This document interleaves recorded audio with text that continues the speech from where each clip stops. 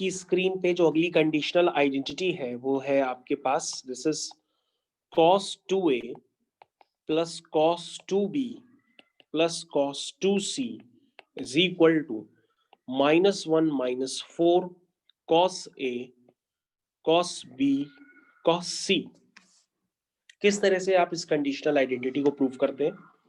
और आपको ये पता होना चाहिए अगेन कि जो ए बी सी है वो एक ट्रायंगल के एंगल्स हैं, इसलिए उनका जो सम होगा वो 180 होगा। तो आपको ये बात जरूर याद रखनी होगी, इसको आप भूल गए तो आप प्रूफ नहीं कर पाएंगे। ठीक है बच्चों, इसको अगर आप भूल गए तो आप प्रूफ नहीं कर पाएंगे।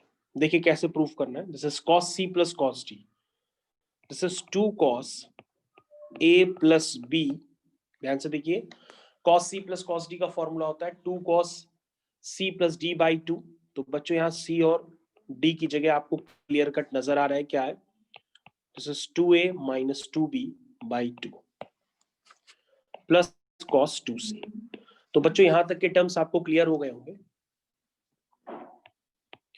ये बन गया 2 cos a plus b cos a minus b plus cos 2c।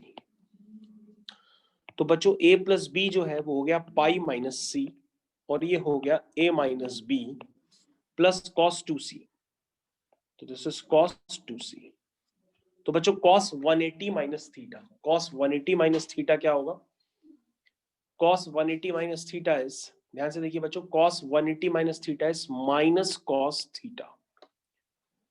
तो cos 180 minus theta is minus cos theta. This is cos a minus b। और बच्चों जो cos 2c है उस cos 2c को आप लिख सकते हैं 2 cos स्क्वायर c माइनस 1। इस तरह से लिखेंगे तो आपका काम बनने लगेगा। अब बच्चों ध्यान से देखिए कि आपको 2 cos c और 2 cos c कॉमन नजर आ रहा है, तो आप इसको कॉमन ले लीजिए सबसे पहले। तो बच्चों जैसे ही 2 cos c कॉमन लेंगे तो यहां ब्रैकेट में आएगा minus cos a minus b plus cos c minus 1। इसको मैंने सेपरेट कर लिया। तो ये बच्चों हो गया minus cos a minus b, और बच्चों जो cos c है उस c को आप फिर से लिख सकते हैं pi minus a plus b। ठीक है, माइनस 1। तो ये बच्चों बन गया 2 cos c minus cos a minus b cos pi minus theta. cos 180 minus theta second quadrant में, सेकंड क्वाड्रेंट में cos 180 minus theta. cos 180 minus theta क्या होगा? Minus cos theta. तो बच्चों अगर इसमें से हम माइनस कॉमन ले लें तो ये बन जाएगा minus 2 cos c times cos a plus b plus cos a minus b।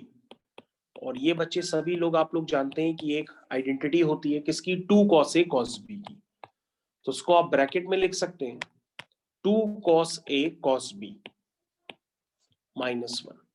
तो बच्चों अगर आप ध्यान से देखें तो ये बन गया माइनस का 4 cos a cos b cos c minus 1। इसका मतलब जो बच्चों आपको जो प्रूफ करना था वो फाइनली प्रूफ हो चुका है। तो आपकी जो अगली कंडीशनल आइडेंटिटी थी वो भी प्रूफ हो चुकी है। तो बच्चों इस कंडीशनल आइडेंटिटी को जरूर याद रखना होगा वंस अगेन। और अगर आप बिना ट्रायंगल के एंगल्स को यूज करके करेंगे तो आप इससे क्वेश्चन ये नहीं हो पाएगा। और आपको ट्रिग्नोमेट्री के फॉर्मूले, जो बेसिक फॉर्मूले हैं, उनका पता होना काफी जरूरी है।